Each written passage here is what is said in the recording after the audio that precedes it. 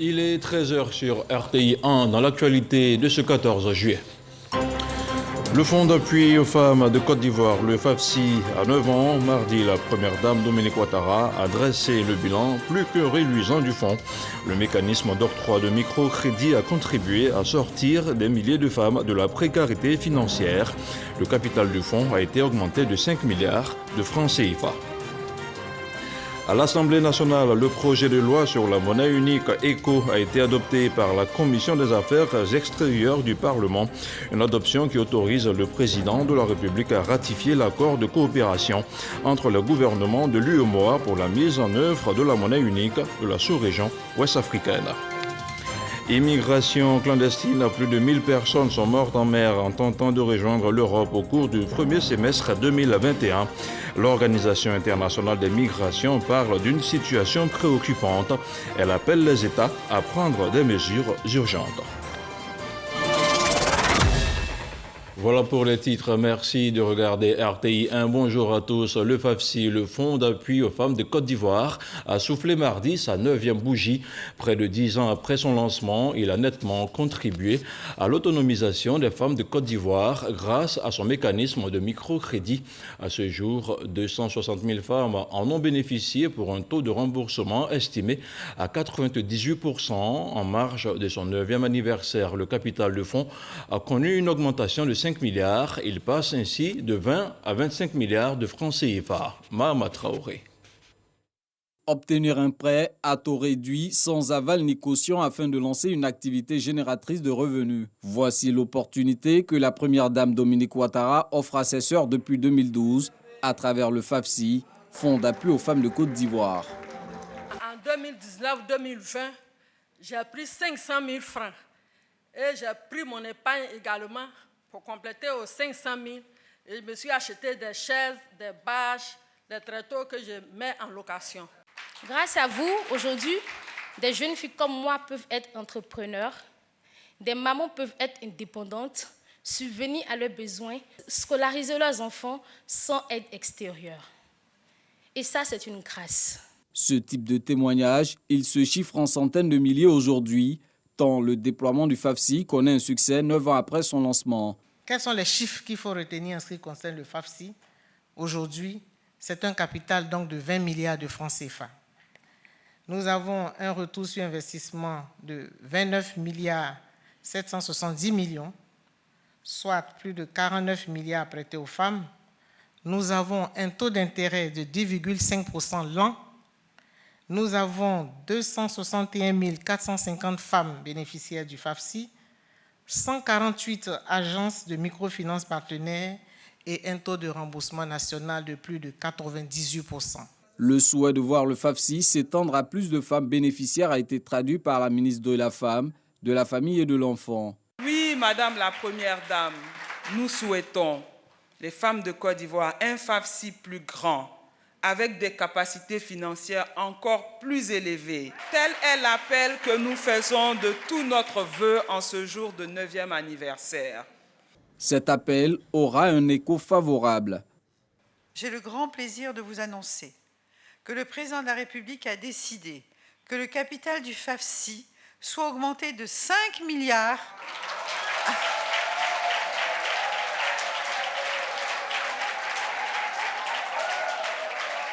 de 5 milliards à compter de ce jour. Le capital du FAFSI s'élèvera donc à 25 milliards, ce qui permettra à encore plus de nos sœurs d'adhérer au FAFSI. La première dame Dominique Ouattara annonce aussi de bonnes perspectives pour les adhérentes du FAFSI. Après 9 années de succès et fort de la confiance sans cesse renouvelée du président de la République, le fonds a atteint un capital de 20 milliards de francs CFA. Il permet à 260 000 femmes entreprenantes et dynamiques d'être financièrement autonomes et de subvenir à leurs charges familiales. Cela constitue pour moi une immense fierté. Nous ne comptons pas nous arrêter en si bon chemin. Nous avons en projet, avec l'accompagnement du gouvernement, la construction de marchés dans plusieurs localités. Le FAFSI ambitionne une collaboration avec d'autres structures dont la CNPS, toute chose qui permettra à nos sœurs d'être couvertes en cas de maladie, d'accident, de maternité et de vieillesse. Le FAFSI est aussi reconnaissant envers celles qui contribuent à sa réussite. 16 de ces vaillantes femmes issues de toutes les régions du pays ont ainsi été distinguées par la Première Dame lors de ce 9e anniversaire. Et je vous propose d'écouter à présent quelques réactions de participants à la cérémonie du 9e anniversaire du FAFSI, des réactions recueillies par Mahama Traoré. On augmente le capital, c'est bien, avec 5 milliards de plus. Comme ça, plus de femmes auront accès aux prêts. En tant que présidente des commerçants à Yopougon, vraiment, je ne sais quoi dire. C'est pour lui dire seulement que merci. On a donné encore plus de 5 milliards encore. En tout cas, on va agrandir encore nos projets. Il ne suffit pas de prendre un prêt, il faut le rembourser. Prends le prêt, tu le rembourses et dans quelques années, tu seras une grande dame. Venez au FAFSI. C'est une bonne cause pour nous les femmes. C'est pour émerger et avoir l'autonomie. L'autonomie de la femme est très importante. Désormais, il existe un régime de protection sociale pour les travailleurs indépendants et pour le secteur informel. Alors, le FAFSI qui a permis à 260 000 femmes aujourd'hui d'avoir un emploi et un revenu, peuvent donc cotiser pour adhérer à ce régime. Ça a commencé concernant d'autres couches et là nous venons aujourd'hui pour prendre contact avec les femmes du FAFSI parce que nous allons commencer leur enrôlement.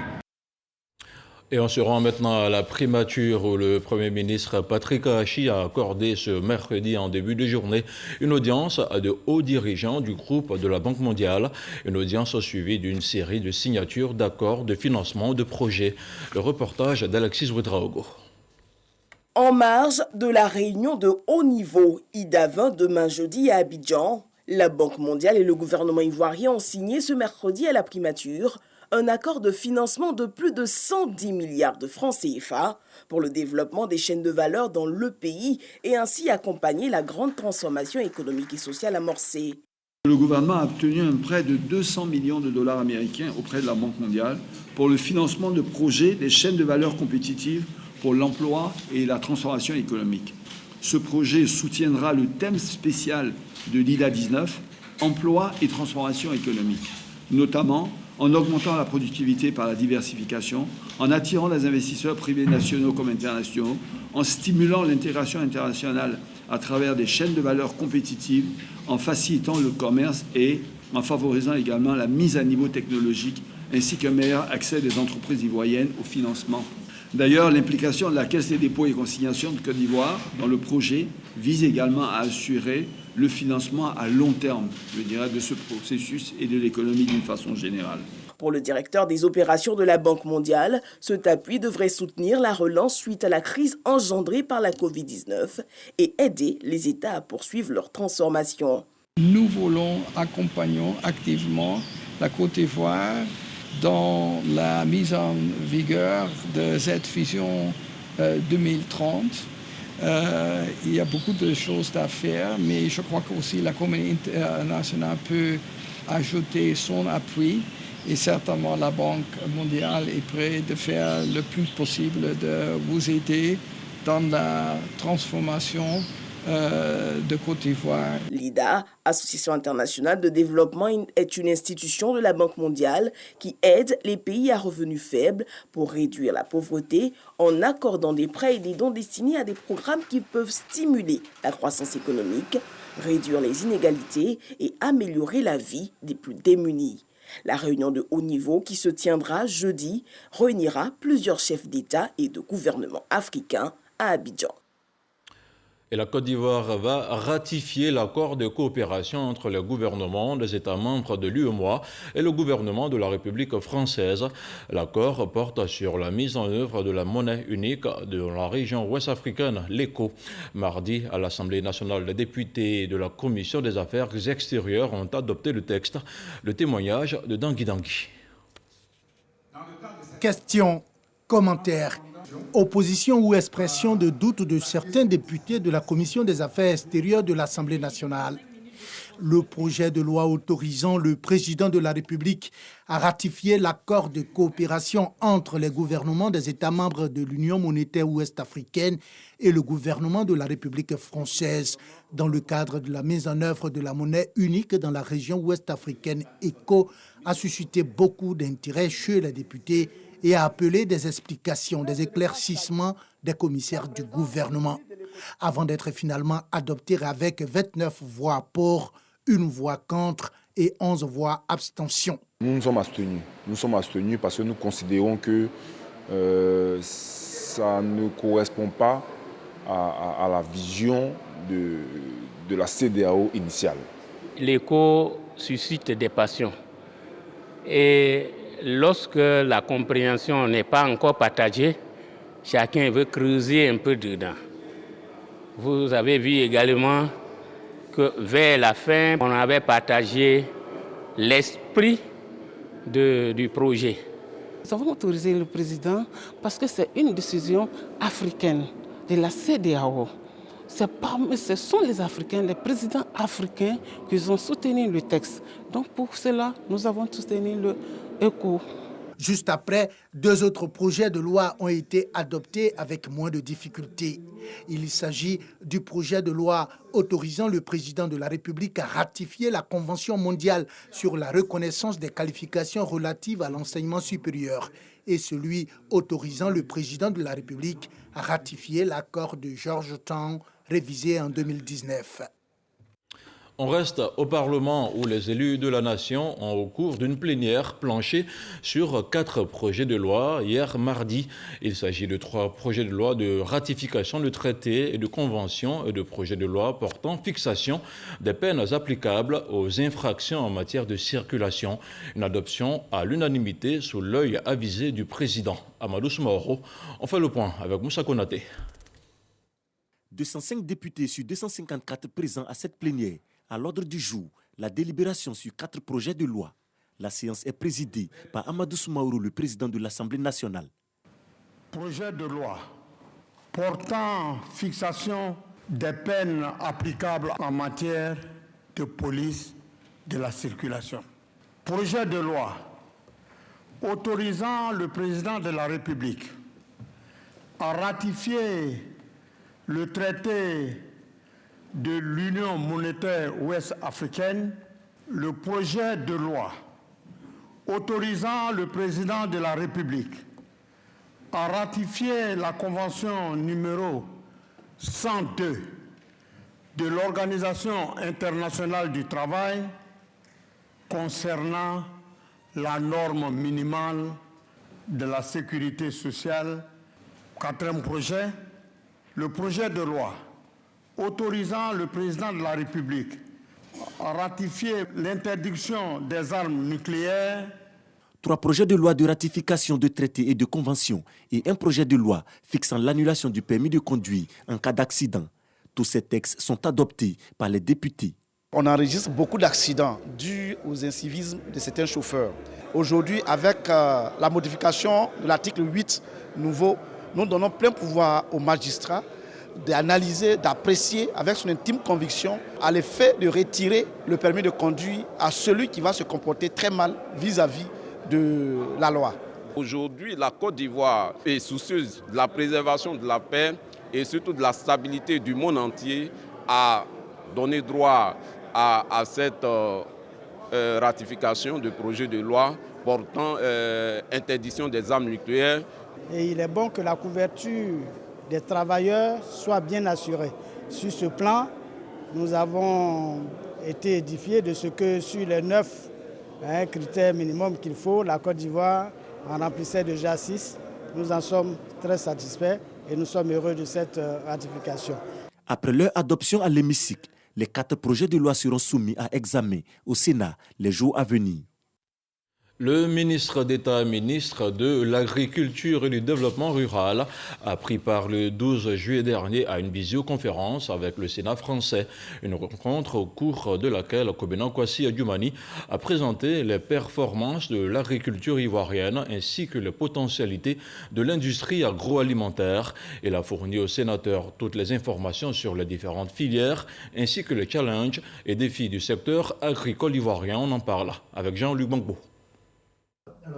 Dans ce colloque consacré à la Côte d'Ivoire par le Sénat français et Business France, le ministre d'État, ministre de l'Agriculture et du Développement rural, Kobena Kwasi Adjoumani, s'est penché sur l'un des principaux défis à relever par l'agriculture ivoirienne, à savoir la disponibilité des semences. Vous voyez que la plupart des exploitants agricoles sont obligés de recourir aux semences importées et avec les problèmes de transport et de conservation loin des zones de production, il arrive souvent que ces semences subissent des aléas liés à ces problèmes, ce qui a pour conséquence l'amoindrissement, bien sûr, de leur taux de germination lorsqu'elles arrivent au niveau des producteurs. L'autre tendon d'Achille de ce secteur, c'est la transformation qui nécessite, selon le ministre d'État, le soutien d'investisseurs privés étrangers. Nous voulons que des investisseurs privés viennent en Côte d'Ivoire avec les faveurs qui leur sont accordées. Je suis convaincu que cela va marcher. La France a toujours pour nous été un partenaire stratégique sûr. Tout en réitérant l'intérêt pour le savoir-faire français, le ministre d'État, ministre de l'Agriculture et du Développement rural, a invité les investisseurs à s'intéresser aux opportunités de transformation dans les filières cacao, anacarde, mangue et riz, ainsi que dans la fabrication d'aliments de bétail qui sont beaucoup plus évidentes. 3 jours durant, les acteurs du ministère des Ressources animales et halieutiques et les partenaires au développement réunis à Abidjan ont mené des réflexions sur le document de politique nationale 2021-2025. La rencontre avait pour objectif de finaliser ce document qui entend pallier au déficit de produits animaux et halieutiques que connaît notre pays. L'atelier a également permis de faire des recommandations. On retrouve encore une fois le compte-rendu de Jean-Luc Gbangbo. Faire de la Côte d'Ivoire un pays autosuffisant en produits animaux et halieutiques. C'est sur cette vision que le ministère des Ressources animales et halieutiques ouvre cette rencontre de finalisation de la politique nationale des ressources animales et halieutiques 2021-2025. Le ministre nous a instruit, tous les techniciens de notre secteur, de lui faire des propositions très rapides pour que dans 2 ans, nous soyons au moins à 50% de notre approvisionnement. Et c'est cette politique, ce sont ces plans-là que nous sommes en train d'étudier en matière d'aquaculture, en matière de pêche, en matière d'élevage. Disposant des atouts naturels dans les pâturages et plans d'eau, la Côte d'Ivoire entend limiter ses importations massives en produits animaux et halieutiques. Au terme de 72 heures de débat et d'échanges, les acteurs des ressources animales et halieutiques ont adopté la politique nationale 2021-2025 contenue en 5 stratégies. Nous avons une stratégie de gestion de la pêche. À côté de la pêche, nous avons une stratégie de développement de l'aquaculture. Là, par contre, nous avons besoin de mettre en valeur le potentiel de la Côte d'Ivoire. Comme nous savons tous, la Côte d'Ivoire bénéficie d'un grand réseau hydrographique. Il y a aussi une stratégie portant sur la production animale, notamment l'élevage. C'est-à-dire tout ce qui est élevage, bovin, ovin, la filière en développement. Il faut vraiment porter ces filières-là à un niveau très développé. Il y a une stratégie qui doit adresser tout ce qui est santé animale, le bien-être animal et l'épidémiosurveillance. La mise en œuvre de cette nouvelle politique nationale des ressources animales et halieutiques devrait répondre à l'atteinte des objectifs fixés par le gouvernement. Représentant le ministre de tutelle, le directeur de cabinet a exhorté les acteurs et partenaires techniques et financiers à s'impliquer en vue de faire de l'autosuffisance alimentaire en produits animaux et halieutiques une réalité. Et c'est officiel, la communauté musulmane de Côte d'Ivoire va célébrer l'Aïd el-Kébir le 20 juillet prochain. L'annonce a été faite mardi par le COSIM, le Conseil supérieur des imams des mosquées et des affaires islamiques en Côte d'Ivoire. Une déclaration recueillie par Demadongui, connue par Gassoro. Le Conseil supérieur des imams des mosquées et des affaires islamiques en Côte d'Ivoire, COSIM, et l'AMSI CODIS, informe la communauté musulmane que la station d'Arafat à la Mecque aura lieu, Inch'Allah, le lundi 19 juillet 2021. Par conséquent, la fête de la Tabaski aura lieu en Côte d'Ivoire, Inch'Allah, le mardi 20 juillet 2021. Les imams souhaitent bonne fête de Tabaski à toutes et à tous. Ye kibaro ye kabwanya limami tomba fla yoro Côte d'Ivoire Kozim ani Amsi Kodis. Koka silama be la jeni lalonia kafo Arafa. Bena ben teneloma je kalo teletan ani konondo 2021 la kolado. Nala sonama Seriba. Obena ben taratama je kalo tele munga 2021 la. Limamu be Allah subhanahu wa ta'ala dalla ka seli heresha ala mokela. Et on ouvre à présent le dossier de la rédaction de RTI 1. La crise sanitaire, sinon l'insécurité pérille sur l'importation du bétail en Côte d'Ivoire. Le Burkina Faso s'est positionné ces dernières années comme le principal fournisseur de la Côte d'Ivoire en bétail. Seulement, voilà, le pays des hommes intègres est frappé de plein fouet par la crise djihadiste, un phénomène qui éclabousse les régions principales pourvoyeuses de bétail pour ses voisins. Un problème d'insécurité qui réduit les activités des éleveurs du pays. En plus de la pandémie de la Covid-19 avec laquelle le pays doit désormais composer, et enfin les nombreuses tracasseries auxquelles font face les importateurs de bétail sur leur route burkinabé et ivoirienne, des dangers et des moindres qui menacent la fête de la Tabaski, l'approvisionnement du marché ivoirien de bétail du Burkina Faso à la Côte d'Ivoire. Je vous propose de suivre le dossier EcoPlus, un dossier réalisé par Jean-Luc Mangbo et Traoré Zakaria. Ouagadougou, marché de bétail de Tanguin. Il est 16h ce mardi et Amadé Ouedraogo n'a toujours pas bouclé son premier chargement de la semaine. Nous, seulement là, on ne peut pas envoyer, ça va se chauffer. Votre chargement aller à Biga. Mais aller ici, il n'y en a pas là. On va faire comment? Amadé est ce qu'on appelle dans le jargon de la filière bétail un chargeur. Il affrète les camions de moutons et de bœufs qui approvisionnent les différents marchés de bétail. C'est des moutons, en tout cas, qui sera chargé en destination des bisons. Bon, ça ne pourra pas partir aujourd'hui parce que le nombre n'est pas encore suffisant. Parce que pour avoir un chargement, il faut au moins sur 250 têtes. Alors que ce qu'on a sous les mains encore, ça ne dépasse pas 150. Et les nouvelles que lui rapporte son fournisseur sont loin d'être rassurantes. On part souvent à Gorom, Oursi, Marqué, Seba. Quand vous venez ici, là, il n'y a pas de bétail. Parce que nous, on ne peut pas aller là-bas encore. Pourquoi? Parce que là-bas, à faire des djihadistes, ce n'est pas facile à aller actuellement. Le marché de Tanguin est l'un des principaux pourvoyeurs de bétail de la Côte d'Ivoire depuis le Burkina Faso. Ce pays fournit à la Côte d'Ivoire plus de 80% de ses petits ruminants, soit 250 000 têtes. Mais depuis quelques semaines, c'est le désert. Au départ de ce marché-là, nous, on pouvait avoir 7 camions par jour. Mais aujourd'hui, ce n'est pas le cas. Depuis le matin à l'air, c'est des camions qui sont partis. À l'heure actuellement, on ne peut pas payer moutons. On parle de moutons de 120 000. Si tu as des 50 000, lesquels tu ne peux pas avoir bon mouton. Voici des moutons petits qui restent là, 70 000, 75 000. Mais avant là, ça ne dépasse pas à 40 000, à 35 000. Tanguin est l'une des principales victimes de la situation sécuritaire précaire au pays des hommes intègres. Une insécurité qui affecte principalement les grandes zones pourvoyeuses du bétail. Kaya, à 130 km de la capitale Ouagadougou, reste pour l'instant épargnée par les attaques djihadistes. Une sorte de zone tampon. La ville tient chaque 3 jours son marché de bétail. Un véritable défi quand on sait qu'à seulement 15 km d'ici, la sécurité n'est plus garantie. Par le goudron de la voie de Fisela, Dori, Gorom là. Si vous écartez ailleurs comme ça, là, en tout cas, il y a trop de risques. Une insécurité que des éleveurs ont bravée pour venir vendre leurs bêtes. C'est le cas de Rasman qui est venu de Barsalogo. Ça fait peur, mais comme c'est notre but de travail, on ne sait pas comment faire. Il y a les chauffeurs qui acceptent d'aller, mais il faut chacun garde son calme, quoi. C'est les zones dangereuses, sérieux, franchement dit. Donc, même quand au marché ici même, c'est entre nous, sinon on n'a pas la paix du cœur, quoi. Si pour ces villageois, le bétail est la seule source de revenus, pour les fêtières du secteur, le maintien de ces espaces demeure le seul espoir pour assurer l'approvisionnement des marchés notamment en cette période de Tabaski. Nous, on ne craint pas qu'il n'y ait pas suffisamment d'animaux. Peut-être c'est l'absorption du marché là-bas. Déjà, les gens ont commencé à sortir les animaux. Plus la fête va approcher, plus on aura d'animaux.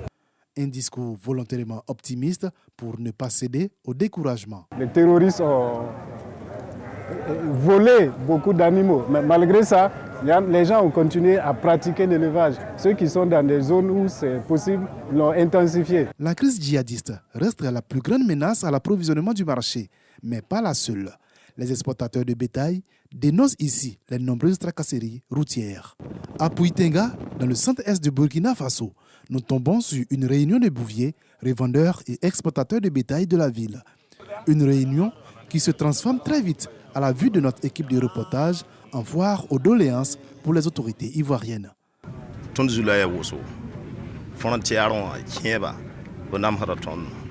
Au niveau des frontières, dès que nos enfants partent pour exporter les animaux sur la Côte d'Ivoire, on a beaucoup de tracasseries au niveau de la frontière.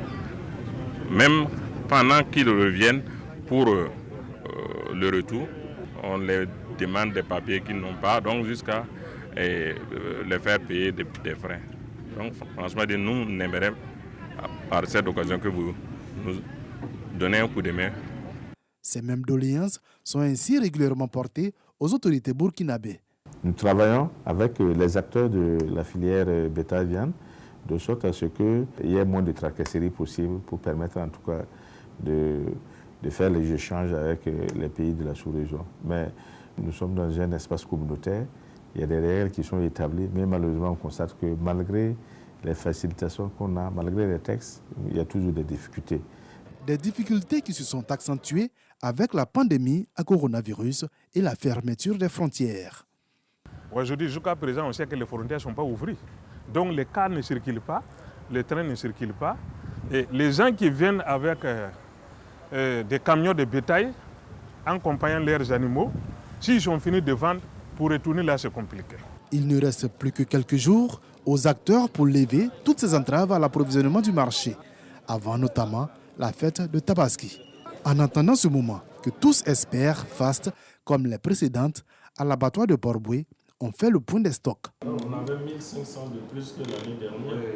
L'approvisionnement aujourd'hui est compensé par ces animaux que nous appelons animaux de frontière. Donc quand on n'arrive plus à avoir ces animaux qui viennent du Mali, du Burkina, du Niger, on compense aussi avec l'arrivée de ces animaux-d'embouche-là qui ont un prix quand même un peu plus supérieur que les animaux qui nous arrivent de l'Interland.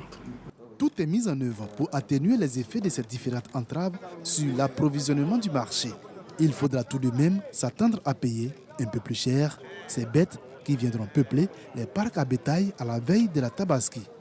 Une sorte de rançon de la crise que traverse actuellement la filière bétail. Un dossier de Jean-Luc Gbangbo à retrouver sur toutes nos plateformes de RTI 1. On fait maintenant le point de la situation de la Covid-19.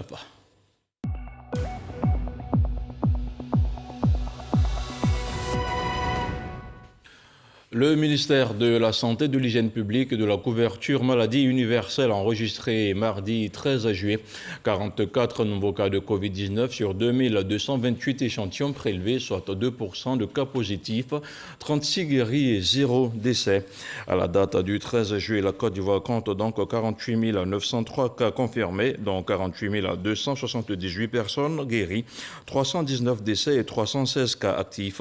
Le nombre total d'échantillons est de 737 784.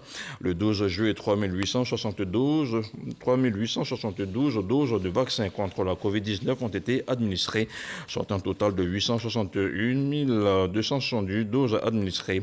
Le ministre de la Santé, de l'Hygiène publique et de la couverture maladie universelle invite toutes les personnes de plus de 18 ans à se faire vacciner. Il rappelle que la vaccination contre la Covid-19 est gratuite et volontaire.